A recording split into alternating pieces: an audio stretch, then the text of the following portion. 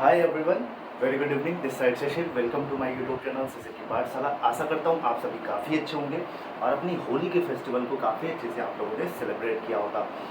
तो कुछ आपके इम्पोर्टेंट डाउट्स और जो भी आपके दिमाग में सारे सवाल चल रहे हैं, KVS, TGT, PGT, PRT music, PRT, JSA या अदर जो भी सब्जेक्ट वाले स्टूडेंट हैं, उनका जो सारे डाउट्स हैं और जो डाउट्स हैं इस वीडियो में डिटेल में बात करेंगे।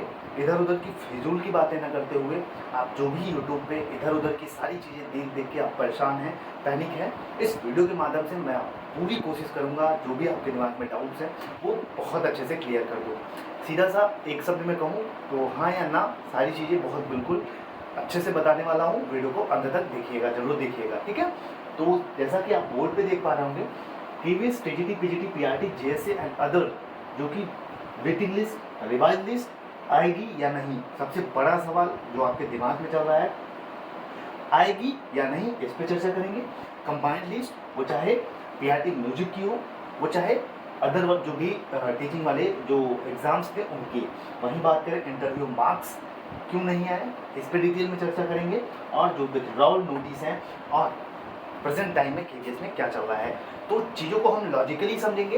एक माइंड मैप के जरिए आप चीज़ों को सुनिएगा, आपके जो भी दिमाग में डाउट्स है बहुत आसानी से चीज़ें क्लियर हो जाएंगी। यहाँ से आप जो भी यूट्यूब पे अभी तक के वीडियोस देखे होंगे वो सारी चीज़ें घुमा फिरा के आपके दिमाग को परेशान ही की होंगी। और मैं पूरी उम्मीद करता हूँ कि इस वीडियो के माध्यम से आपके सारे डाउट्स बहुत अच्छे से क्लियर हो जाएंगे।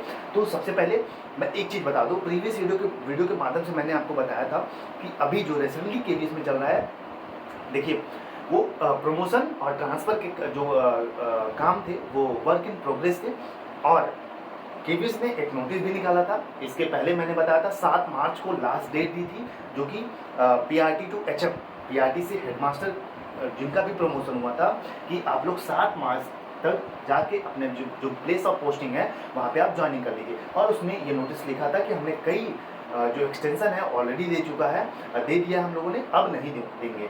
लेकिन अब मैं आपको बता दूं कि केवीएस ने ऐसा कहा तो जरूर, हमें बाहरी दुनिया में एक नोटिफिकेशन के माध्यम से जरूर दिखा कि स्ट्रिक्टली उन्होंने कहा है कि आप तो अपनी प्लेस ऑफ पोस्टिंग को 7 मार्च तक ज्वाइन कर लीजिए। लेकिन ऐसा नहीं हुआ माय डियर फ्रेंड्स, वो काम अभी भी चल रहा है। अभी एक्सटेंशन पे एक्सटेंशन उनको दिया जा रहा है और चीज़ों को खींचा जा रहा है। आपको बाहर तो 7 तारीख दिखाया गया, लेकिन अंदर की बात बताएं तो यही चल रहा है कि उनको और भी डेट एक्सटेंड कर दिया जा रहा है। नहीं, चलो एक हफ्ता और ले लो, 10 दिन और ले लीजिए, आप ज्वाइन करिए चीज़ों को। वो एप्लीकेशन लेटर लिख रहे हैं कि नहीं हमारे पास ये समस्या है, हम अभी ज्वाइन नहीं कर पाएंगे, लीजिए आप 10 दिन का एक्सटेंशन और लीजिए। ये चीज़ हो गई। अब इससे हमें क्या पता चलता है, देखिए इससे 2 बातें निकल के आएंगी, लॉजिकली सोचिएगा। पहली चीज़ कि देखिए जो रीजनिंग वे में चीज़ों को सोचें तो देखिए ये चीज़ है कि ये सीधी सी बात है कि ये चीज़ों को लंबा खींचना चाहते हैं। जो वेटिंग लिस्ट है और रिवाइज लिस्ट है, क्यों लंबा खींचना चाहते हैं इसको समझिए तर्क से। 1 मिनट रुकिए। तो देखिए इसको तर्क से समझिए। तर्क ये है कि देखिए अगर वेटिंग लिस्ट और रिवाइज लिस्ट ये अप्रैल में, एक अंदाज़ा लगाते हैं, एक अनुमान मैं आपको एक्सपेक्टेड चीज़ें बताता हूँ कि अगर ये अप्रैल में देते हैं, लेकिन नहीं देंगे, मैं क्लियरली बता देता हूँ अप्रैल में नहीं आएगा किसी भी हालत में। अब क्यों नहीं आएगा, देखिए अगर ये अभी देते हैं वेटिंग लिस्ट, रिवाइज लिस्ट अगर अभी देते हैं तो ज्वाइनिंग प्रोसेस को लेके कम से कम इनको 1 से 2 महीने एटलीस्ट 1.5 से 2 महीने इनको चाहिए होगा। जैसे अगर एक एग्जाम्पल के तौर पे दूँ तो अगर ये 10 से 20 अप्रैल के बीच में, अगर ये एग्जाम्पल दे रहा हूँ आपको, सच मत समझिएगा, 10 से 20 अप्रैल के बीच में ये वेटिंग लिस्ट, रिवाइज लिस्ट निकालते हैं, अब ये देंगे ऑफर लेटर या जो भी होगा अपॉइंटमेंट लेटर आप तक पहुंचेगा, एक डेट देंगे कि आप यहाँ तक ज्वाइनिंग करना है, उसके बाद के जो प्रोसेस है सारे प्रोसेस होंगे। तो वो प्रोसेस बहुत लंबा है जो कि 1 से 1.5 महीने किसी भी हालत में लेके जाएगा। अब 1 से 1.5 महीने खींच के ले जाएगा जो कि है इलेक्शन, जो कि आगे है इलेक्शन, अप्रैल के बाद मई से इलेक्शन वगैरह स्टार्ट हो जाएंगे। तो इसीलिए मैं माय डियर फ्रेंड्स आपको बता दूं कि अप्रैल में कोई भी पॉसिबिलिटी, मेरे एक्सपीरियंस के बेसिस पे कोई भी पॉसिबिलिटी नहीं बनती कि जो आपका वेटिंग लिस्ट और रिवाइज लिस्ट है वो आएगा। पूरी की पूरी पॉसिबिलिटीज़ जो बनेगी ये इलेक्शन के बाद धीरे धीरे जा रहा है, ठीक है। 15 अप्रैल के बाद एकदम क्लियर हो जाएगा, लेकिन मैं अभी से बता दे रहा हूँ आपको। आप लोगों ने बहुत सारे वीडियो देखा होगा, लेकिन मैं अभी से क्लियरली बता दे रहा हूँ कि अब ये सीधा इलेक्शन के बाद जाएगा। ये चाह रहे हैं कि इलेक्शन वगैरह हो जाए, क्योंकि उनकी जो भी ड्यूटी वगैरह लगती है, उनकी भी ड्यूटी लगती है इलेक्शन में, ठीक है।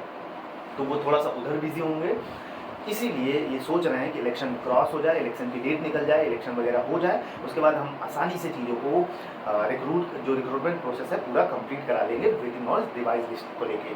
तो आशा करता हूँ आपका पहला डाउट जो है कि मैं सीधा क्लियरली एक शब्द में बोलूँ तो अप्रैल में कोई चांसेस नहीं है आपके वेटिंग लिस्ट और रिवाइज लिस्ट आने की। आप यूट्यूब पे कई सारे वीडियोस देखे होंगे, आज आ रहा है, कल आ गया, लेकिन कोई उसका मतलब नहीं है, ठीक। जो बोल रहा हूँ क्लियर बोल रहा हूँ। अब ये चीज़ क्लियर हो गई। अब कंबाइंड लिस्ट, देखिए कंबाइंड लिस्ट इनको देना चाहिए। पीआरटी म्यूजिक का देखिए, आप लोगों ने देखा होगा कि सभी आरओ ने अलग अलग अपना निकाल दिया, कुछ की तो आरओ ने अपने ऑफिशियल वेबसाइट पे पब्लिश भी नहीं किया। तो इससे जो स्टूडेंट्स हैं, जो कैंडिडेट्स हैं, उनके दिमाग में ये डाउट है कि किसका सिलेक्शन हुआ, किसका सिलेक्शन नहीं हुआ, हमें कैसे पता चले। देखिए ये बहुत बड़ा डाउट है और सच बात है, ये डाउट होना चाहिए बिल्कुल। मेरा सिलेक्शन हुआ या नहीं हुआ, या किसका सिलेक्शन हुआ, एटलीस्ट मेरा ये हक है, पूरा अधिकार है हमें जानने का। तो एक कंबाइंड लिस्ट आनी चाहिए। देखिए कंबाइंड लिस्ट जरूर देंगे और वेटिंग लिस्ट भी जरूर आएगी, लेकिन पूरी पॉसिबिलिटीज है अब इलेक्शन के बाद। कंबाइंड लिस्ट की बात करें तो कंबाइंड लिस्ट भी 100% आएगी।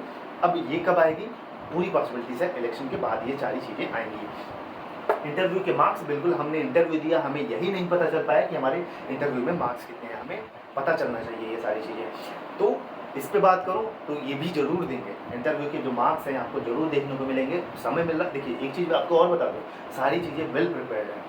अगर मैं आपको कहूँ तो combined list, waiting list, PRT की जो टीजीटी पीजीटी सबकी रेडी, मतलब एक मेंटेनेंस वाली जो चीज़ें हैं वो प्रिपेयर्ड हैं ऑलरेडी।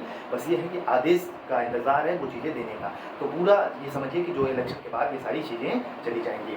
तो इंटरव्यू के मार्क्स भी मैं आपको बता दूं कि ये बाद में चली जाएंगी। अब विथड्रॉवल नोटिस आप लोगों ने देखा होगा, विथड्रॉवल नोटिस को लेके मैं आपको बताऊं तो एक आरओ ने आई थिंक किसी आरओ ने अपना विथड्रॉवल नोटिस निकाला है। विथड्रॉवल नोटिस क्या होता है, आपके दिमाग में ये चीज़ होगा। देखिए होता क्या है कि जैसे आप जब केवीएस के डायरेक्ट रिक्रूटमेंट प्रोसेस खत्म हुआ था तो कुछ कैंडिडेट्स का कई अलग सिलेक्शन हो गया था, किसी और चीज़ों में सिलेक्शन हो गया था, या किसी कारणवश उन्होंने नहीं ज्वाइन किया। तो क्या करता है, सभी आरओ अपने विड्रॉल नोटिस निकालते हैं, उसमें निकालते हैं कि भैया ये कैंडिडेट्स जो हैं इन्होंने ज्वाइन नहीं की और ये सीट्स खाली हैं, और इन्हीं सब चीज़ों से डिटेल जाती है हेडक्वार्टर के पास जो कि इतनी सीट्स कहाँ पे खाली है, और तब जाके हमारी रिवाइज्ड और वेटिंग लिस्ट की जो क्लियरेंस है वो रास्ता वो क्लियर होता है।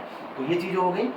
अब सभी आरओ, एक आरओ ने निकाला जरूर है, सभी आरओ निकालेंगे और लगभग 3-4 प्रोसेस होता है, स्टेप होता है, तब जाके आपकी चीज़ें क्लियर होगी।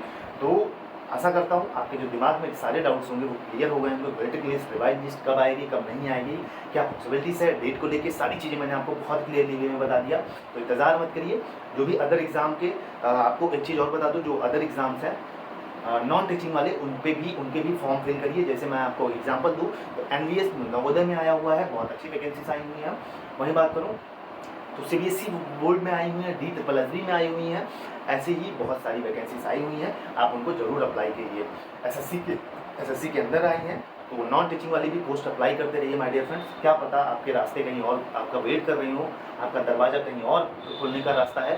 तो अभी कोई चांसेस नहीं है और इलेक्शन का टाइम है, आप लोग बैठिए मत, फॉर्म को फिल कर दीजिए। एग्जाम जरूर होंगे, हो सकता है पूरी पॉसिबिलिटीज है इलेक्शन के बाद हो, लेकिन आप 3-4 महीने अच्छे से पढ़ लेते हैं, उसके बाद वही कहते हैं कि हथियार से तैयार रहिए, औजारों से तैयार रहिए, युद्ध में कूद के अपने एग्जाम को अच्छे से देना है। तो चलिए, आई होप सो कि आपके सारे डाउट्स क्लियर होंगे। बाकी कोई डाउट बचा है तो कमेंट में जरूर क्लियर करिएगा, और वीडियो अच्छा लगा हो तो लाइक शेयर सब्सक्राइब जरूर कर लीजिएगा चैनल को, किसी भी टीचिंग से रिलेटेड एग्जाम को प्रिपरेशन के लिए और सबसे पहले न्यूज़ इन्फॉर्मेशन पाने के लिए। जय हिंद, जय भारत।